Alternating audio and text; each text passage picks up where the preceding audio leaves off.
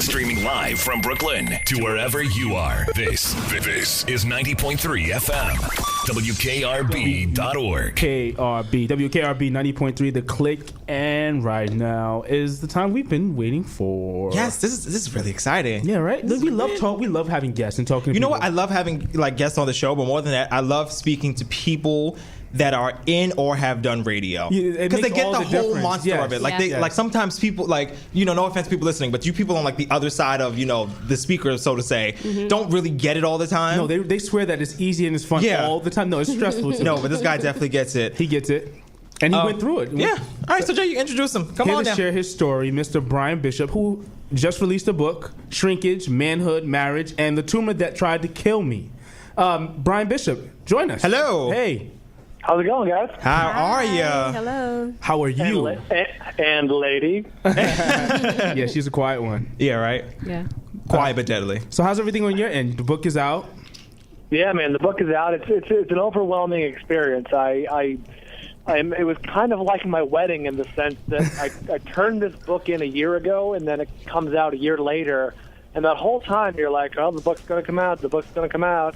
And then you're like, oh, wow, we're really doing this. and it's out, and you're walking down the aisle, so to speak, and it's all kind of overwhelming. Let's backtrack a little bit. Like, you're a radio guy, and I'm pretty sure you writing a book probably was never in your wildest imagination, or maybe it was. Going up into the event of you having to write a book, what was your thought? Because you had a tumor, you almost didn't get married, or were you going to get married before? We were engaged when I was diagnosed. We were just 2 months away from the wedding. Okay. And unfortunately, the deposit had already been paid, so we had no choice but to go through with it. And neither one of you were in work, right? Right, we were both laid off. That was a joke. Crazy. We were both laid off. I was 30 and she was 29, and here we are, two people without jobs and with cancer. Mm-hmm. And we know our wedding's 2 months away, and to my wife's immense credit, she never even considered not going through with the wedding. She was committed the whole way. And that's beautiful. God bless her. She's an amazing person. I was reading a book, and your wife, Christy, right? Yeah. She is she was like a superhero in this book. But what we call it here on the show is like a ride or die. Like she is your ride or die chick. But no, she is. You're right. She is the hero of the book. I mean, anyone who reads it is going to come away thinking she's pretty fantastic. Yeah, which she is. But throughout it all, you kind of kept your charismatic composure and your little funny gestures here and there through writing the book, and even going through the cancer process, you try to keep it funny. Like you said, you somewhere you having your closest encounter of having a threesome was. You have to. I mean, you have no choice, but you're going through all this crazy stuff that you've never thought about before, and you realize pretty quickly you realize that you have to recognize the absurdity in everything. Otherwise it's going to overwhelm you. Like, for example, the time that I was so messed up from all the radiation and all the chemotherapy and everything and the tumor that when it came after a certain period of time, I wasn't able to even walk around on my own. I was on a walker full time like an old person, and then I was using a wheelchair for a short period of time. So they put me in the hospital to sort of get some intensive rehab and some physical therapy.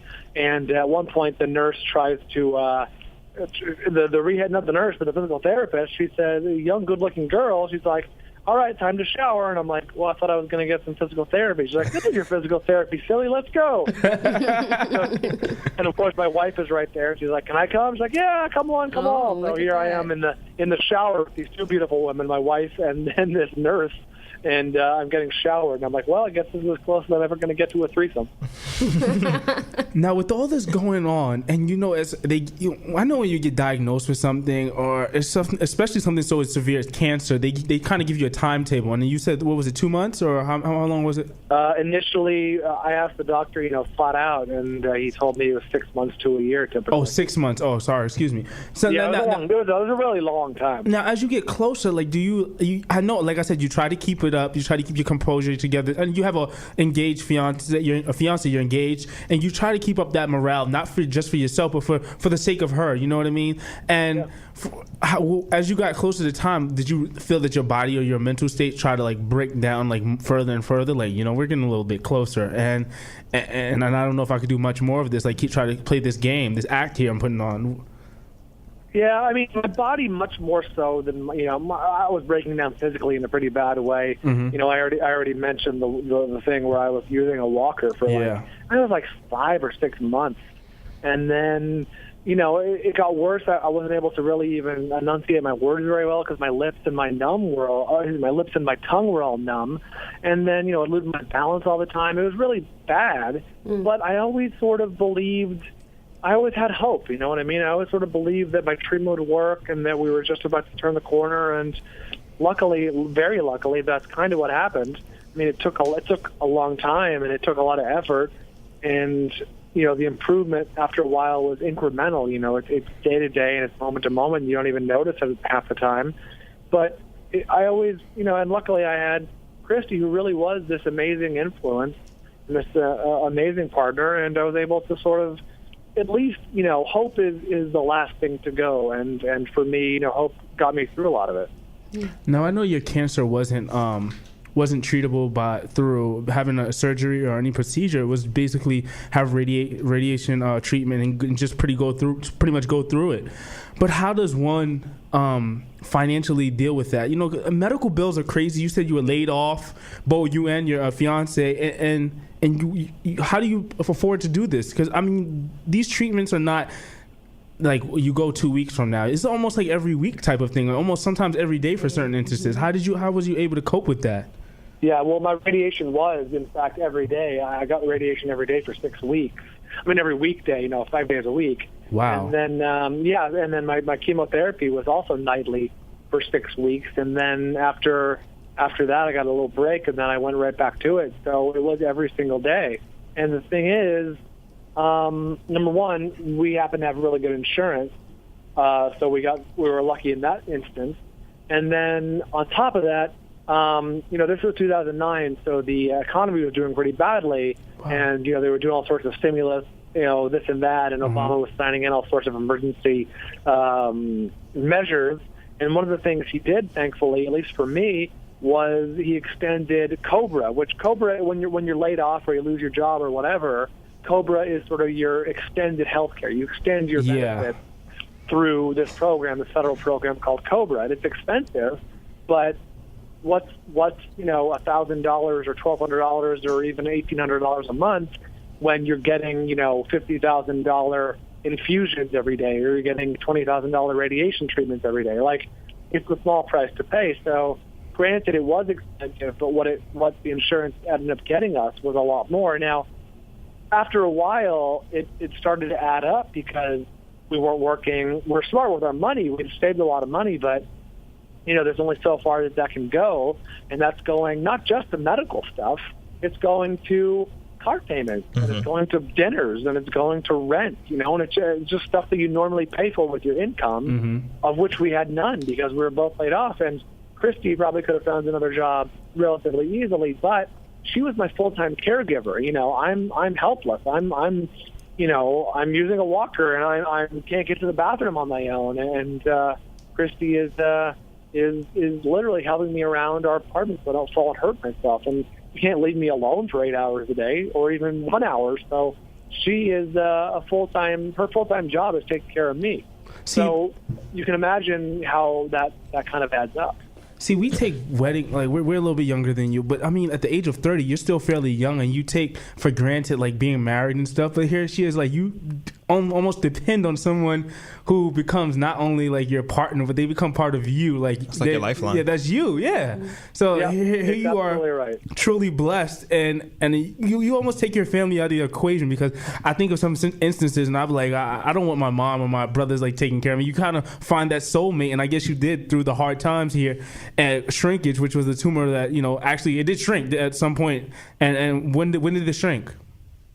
Yeah, spoiler alert, the tumor did shrink and I'm still alive. That's like the line you're running with, right? You don't say. We got our first MRI back in around, it was October, and I was diagnosed in April, so I guess you can do the math. It was 5 or 6 months later. Okay. And, we got our first MRI back that showed the tumor had shrunk quite a bit. And it's continued to either shrink incrementally or stay the same size ever since. That was 5 years ago. Wow. And so, things are definitely headed in the right direction. And as my first doctor explained to me, he's like, in this game, we want, a tie is a win. If we can keep your tumor from growing and just stay the same for the rest of your life, then we've done our job and we can consider that a victory. So, this is the kind of thing where no news is good news. If the tumor stays like it is for the rest of my life, I'll be happy. Yeah. Now, do you go back to the doctor every now and again, like to kind of look at that type of thing to see if it's going to grow or? Because it's still a part of you, like not a part of you, but it's in your body, I guess. You all right? Yeah. No, I go back regularly. I started off getting my infusions of this drug that I ended up on. I started off getting it every 2 weeks, and then they moved it to every 4 weeks. And then every 6 weeks. And as it stands now, I'm getting it every 8 weeks, and I'm getting my MRI scans every 3 months. So obviously, the more time they put between MRIs and infusions is good. You're tolerating the drug well, and it's working. So I go back and see my doctor every couple of months, and my scans continue to look good, knock on wood. And he looks at them, and he says, all right, keep it up. And I'm like, I'm not doing anything.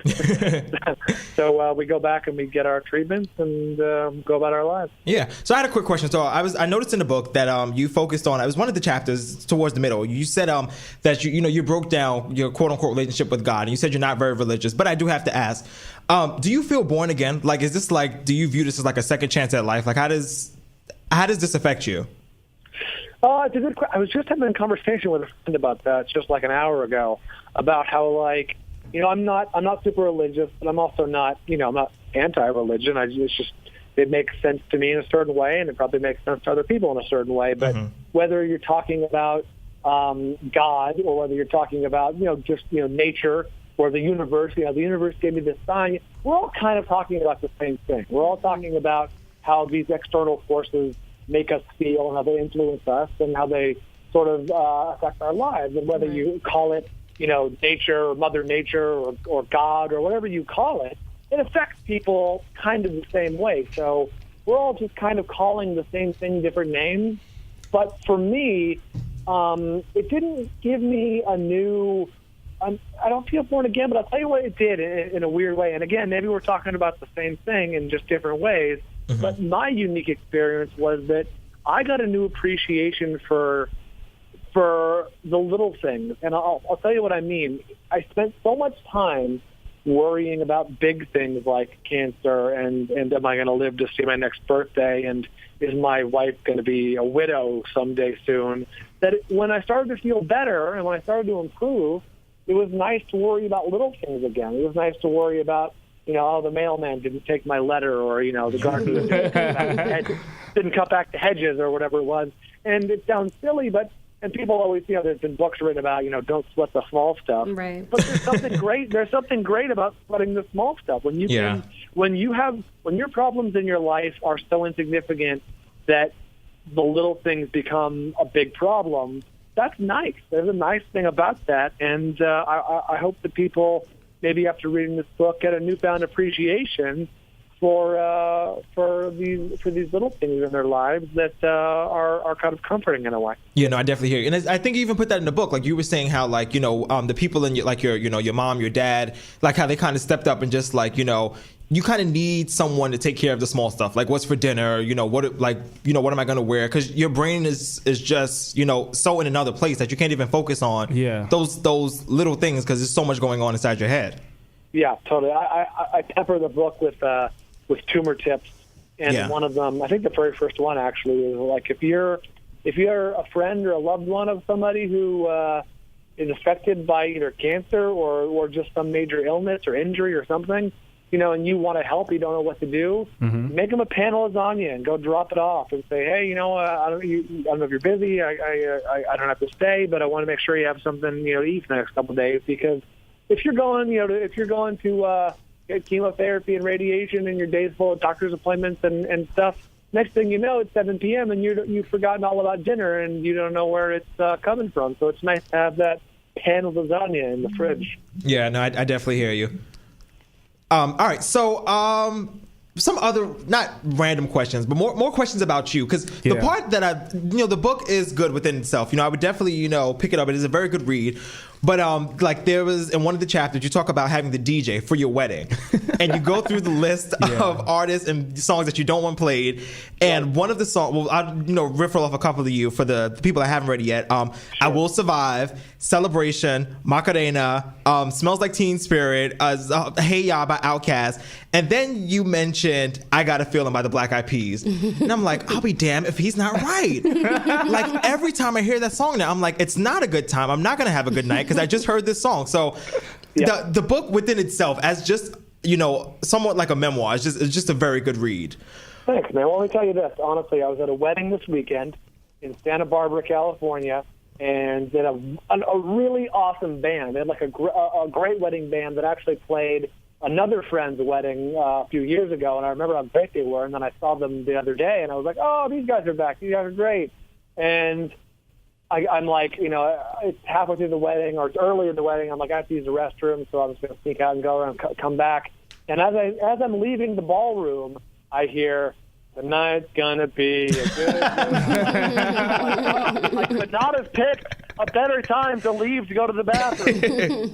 And on top of that, by the way, why would you saddle this great group of musicians with this terrible song? Why would you do that? Because people hate the world. That's why. That's why. All right. So one more quick question before we let you go. So you used to work with good guy Adam Carolla on his radio show, correct? Now, I know you went to school to study creative writing, right? Right. So how did you get into this whole radio business? Because this radio thing is not one that people should choose to do willingly. Like, it's not easy. Don't play in the fields if you're not ready to get dirty. Exactly.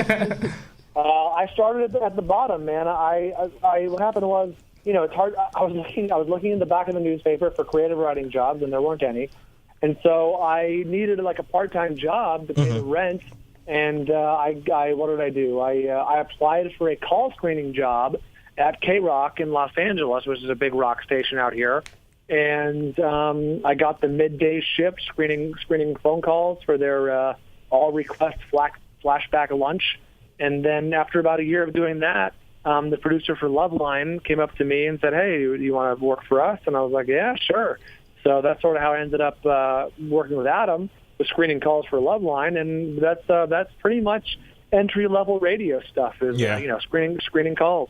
And what part of the nation? Because here in New York. Yeah, he was in Cali. Oh, in Cali. Oh, yeah. Because what do you have to do? Lick the bottom of someone's shoe here to screen a call in New York City. Right. Oh, is it that hard? Is it? Is it? Let's talk about it. To be an intern is not even that easy anymore. But there's so many requirements. And then you guys replaced Howard Stern in like most of his markets once he jumped over to Sirius, right? Yeah. Right. That's got to be nerve-wracking. Yeah, it's crazy. Well, that's when I joined the show. It was I was with Loveline, as a call screener. Well, obviously not a huge contributor to the show. Okay. But then when Carolla took over for Stern, at least here on the West Coast and a few other markets elsewhere, that's when I sort of joined up on the morning show.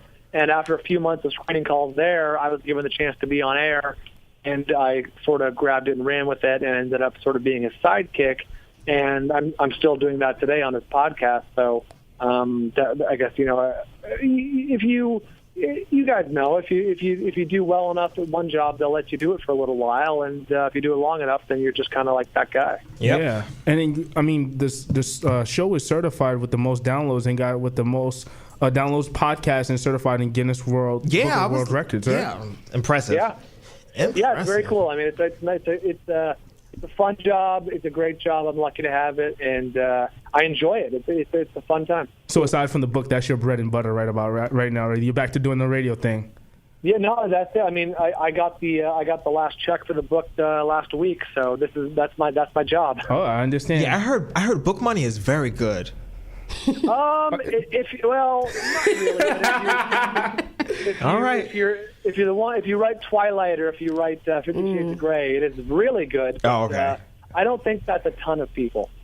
No, definitely not. It all definitely depends on the caliber and the content of what you're putting out there, right? I assume so. No, it doesn't at all. You can write a great book and make no money, or you can write a piece of crap like 50 Shades of Grey and make a ton. Well, you said it, not us. Now, with you being a radio guy, did that transition to you to get the opportunities to be a Comedy Central and all the Who Wants to Be a Millionaire? Because you were featured in those type of cool shows that people will dream to be on, just to answer one question. I would love to do that. Yeah, I actually earned my way onto Millionaire legitimately because I actually drove down to San Diego and took the test. And like a real contestant? Man, you're crazy. Yeah. No, I went to like the general like casting call. I didn't use any radio connections at all. Well, I just showed up and took the test. Brian, don't they know who you are? You're bald Brian. I would have walked in there and like, listen, I want to play.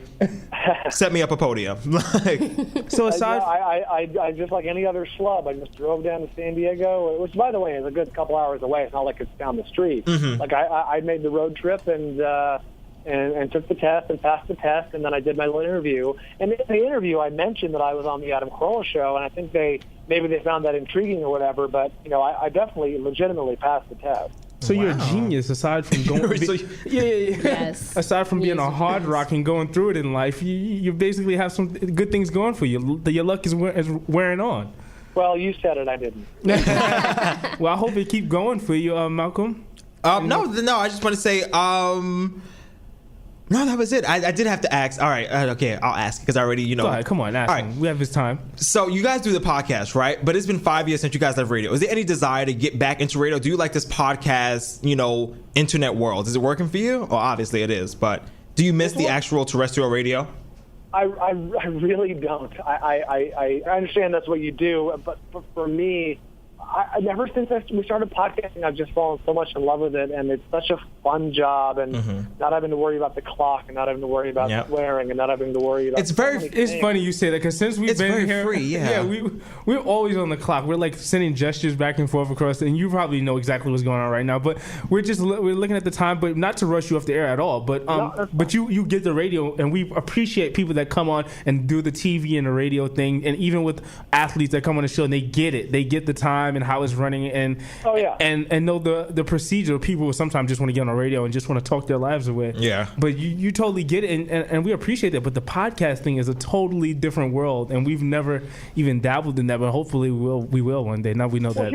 Here's the ultimate thing is I think this is not breaking new ground, but they're so similar, radio and podcasting. Even though one you're on the clock and the other is a little more leisurely, and one you're cursing up a storm and the other not so much. It's nice. It's just storytelling. It's just communicating to people. It's just sharing your life and being honest and being interesting and being compelling. It's all the same stuff.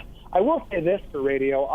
The one thing I missed most, I still miss most about the radio is the immediacy of having people call in and respond and interact. If we're having a conversation on the air and we're talking about whatever, God knows what, we're talking about taxes or we're talking about puppies or whatever it is, if someone has a bit of information that's interesting and they call up and they add to the conversation, that was a great thing. And now in podcasting, it's not quite so immediate and you don't get that immediate gratification. So I do miss that, and I wish there was a way to sort of incorporate that because that is a cool thing that still is part of radio. So when people want to feed into the show, which I know radio is driven by commercials and caller feedback, what do? They usually reach out to your Twitter and your Instagram or something, however they usually contact you guys, social media? The other side of the coin is that our audience is a lot more tech savvy than I think the average radio audience. I mean, they can connect with us via Twitter and Instagram and Facebook and all sorts of ways.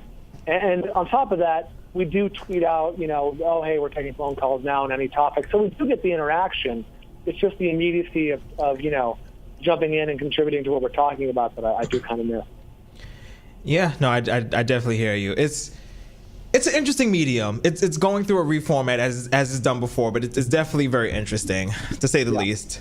For sure. Well, Bryan, we want to thank you for calling in. If you want to get in touch with him, you can reach him on Twitter at BaldBryan. His website is baldbryan.blogspot.com. For more information on his book, it's out right now through St. Martin Press. And like I said, for info on his book and him, visit baldbryan.blogspot.com. Bryan, thanks. Brian, are you on Instagram, Facebook, anything else you want to give the fans or listeners? No, the website, that's the longer version. BryanBishop.com. It's just the .com. Okay. BryanBishop.com. Yeah. Twitter, BaldBryan. Manhood, Marriage, and The Tumor That Killed Me, Shrinkage, Bryan Bishop, ladies and gentlemen. Very funny book, very funny. Here on the Clique, and as we say on the Clique, you're clicking. Things are going good for you, you're clicking. Yeah.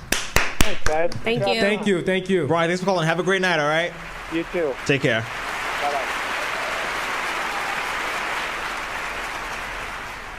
What's the matter, guys? Nothing. We just waiting for the applause. That was Bryan on the line with us. Yes, no, very fun. I feel like I work with the guy, right? Let me tell you, like... Wait. First of all, when you always speak to a guy that's on radio or a female, don't you always kind of automatically click? Like, if you see someone in the building across from you, you automatically we know how it was the tea. We know we go through it. The tea. Yeah, no, but I'm telling you, like, this book is so... You know what? I honestly, I picked up this book and I was like, I hope he doesn't take, like, the very morbid approach. Very funny. Extremely funny. Shout out to Dr. Black. That was it's just a good. He's down to earth, and when you just a good funny look at the cover. People look it up. Look up the cover, and Bryan puts the cancer in the can and the bone in the boner. Jimmy Kimmel. Jimmy Kimmel on the cover. So look up the cover, and Jimmy Kimmel has a little words of encouragement for you guys to read through the book, and it's just his stamp of approval, which is also this book being one of the bestsellers list, I believe, for the people, the reviewers. They review the book ahead of time, but it's a great book, well packaged, very good. So very good. We'll make you want to smash your iPod. WKRB.